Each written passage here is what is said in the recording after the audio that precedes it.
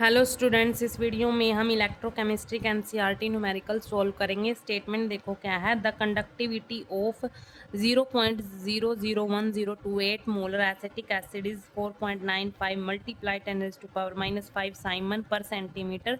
Calculate its dissociation constant if lambda naught for acetic acid is 390.5 siemens centimetre square per मोल।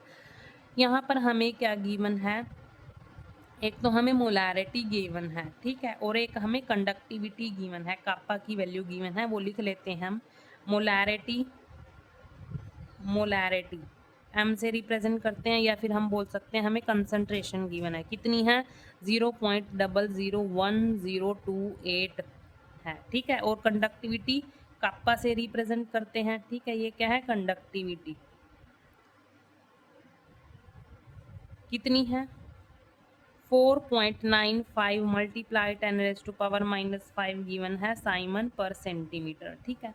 और हमें क्या given है, lambda note given है। Lambda note क्या होता है, नोट का मतलब क्या होता है, एट इन्फानाइट डाइल्यूशन, मतलब मोलर कंडक्टिविटी गिवन है यहाँ पर एसिटिक एसिड की CH3COOH की मोलर कंडक्टिविटी गिवन है।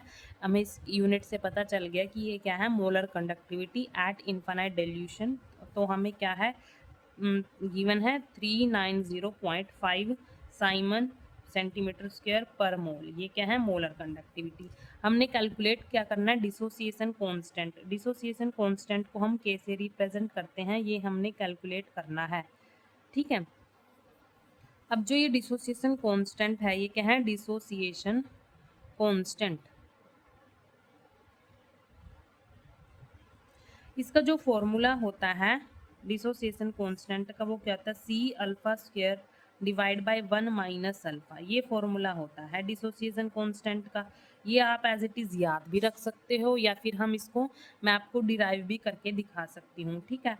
अब देखो यहाँ पर हमें इस फॉर्मूले में C की वैल्यू तो हमें पता है, कंसंट्रेशन मोलैरिटी को ही हम कंसंट्रेशन बोलते हैं, ठीक है। मोलैरिटी या फिर कंसंट्रेशन एक ही बात है।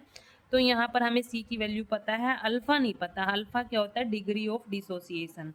डिग्री ऑफ डिसोसिएशन अल्फा क्या होता है, डिग्री ऑफ डिसोसिएशन। अब अल्फा का फॉर्मूला क्या होता है, मोलर कंडक्टिविटी। लैम्डा एम क्या है, मोलर कंडक्टिविटी है at any concentration C divide by molar conductivity at infinite dilution. इस नोट का मतलब क्या होता है, एट इनफाइनाइट डाइल्यूशन। तो ये फॉर्मूला होता है अल्फा का। अल्फा क्या होता है, डिग्री ऑफ डिसोसिएशन।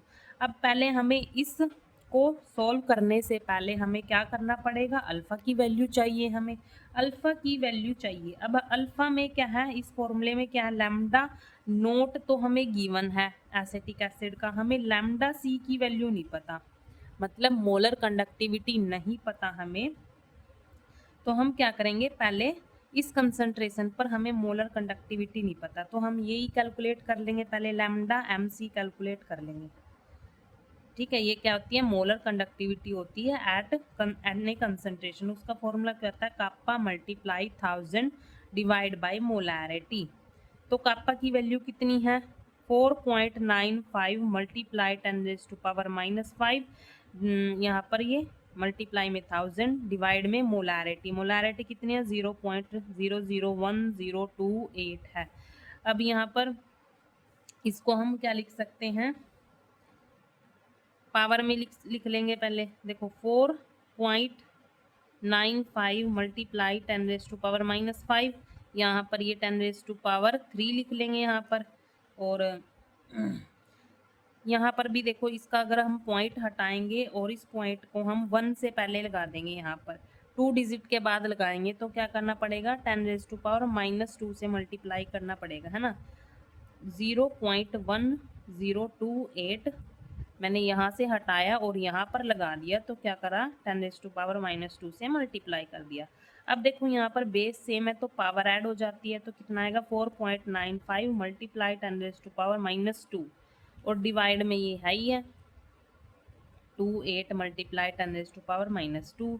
अब इससे ये कैंसिल हो जाएगा, और यहाँ पर डिवाइड करके क्या आएगा, इन दोनों को अगर हम डिवाइड करेंगे तो हमारे पास, पहले लिख लेते हैं जो बचा है हमारे पास, 0.1028।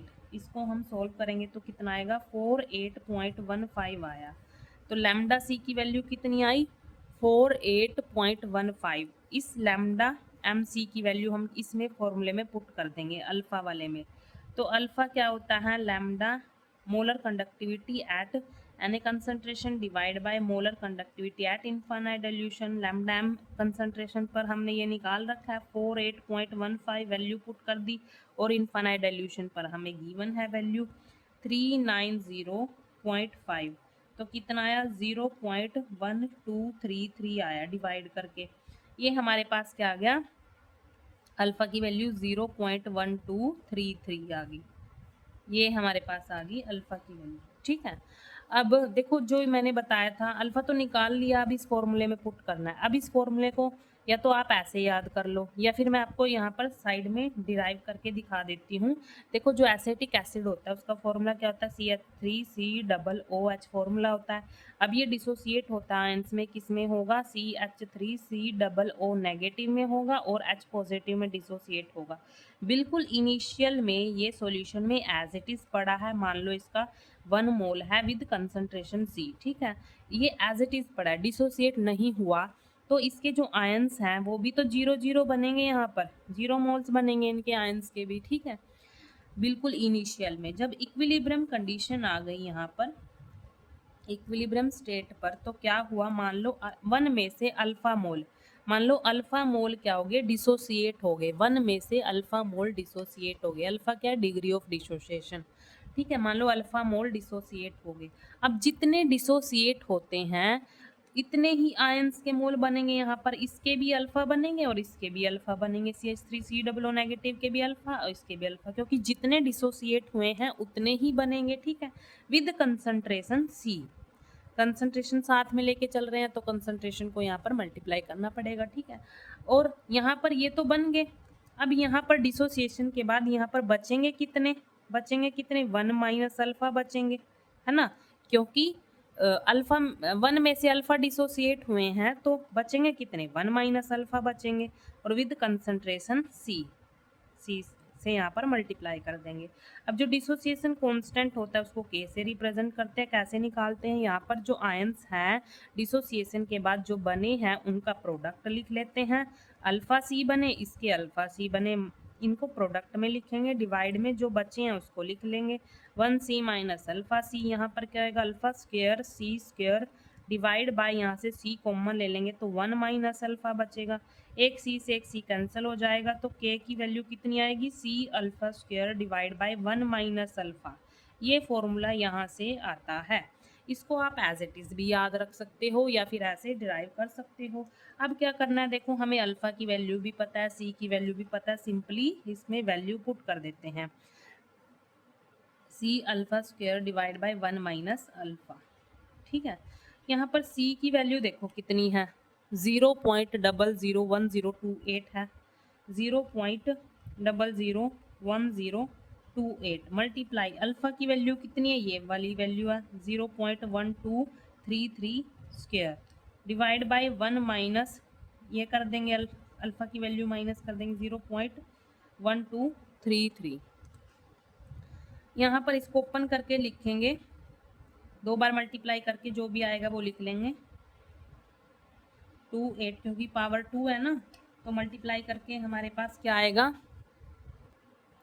तो मल्टीप्लाई करके हमारे पास आएगा इसको 0.01520289 आ जाएगा, और इसको 1 में से माइनस करेंगे कितना आएगा, 0.8767 आ जाएगा। ठीक है, अब ऊपर वाले को मल्टीप्लाई करके लिख लेते हैं, कितना आएगा 0.40156287, इतनी बड़ी टर्म आ गई है। ठीक है, 0.8767। अब क्या करेंगे, इनको डिवाइड कर लेंगे, कितना आएगा 0.40178 आ जाएगा। अब इस पॉइंट को यहाँ से हटाएंगे और 1 के बाद लगाएंगे, देखो कितने डिजिट के बाद लगाएंगे, 5 डिजिट के बाद लगाएंगे, तो क्या करेंगे हम, पॉइंट हटा के 10⁻⁻5 से मल्टीप्लाई कर सकते हैं। इसको हम ऐसे लिख सकते हैं ना, 1.78 मल्टीप्लाई 10⁻⁻5, तो ये हमारे पास क्या आ गई, K की वैल्यू आ गई। K क्या है, डिसोसिएशन कांस्टेंट, ये हमारे पास K की वैल्यू आ गई। ठीक है, जो क्वेश्चन में पूछा था। Thank you.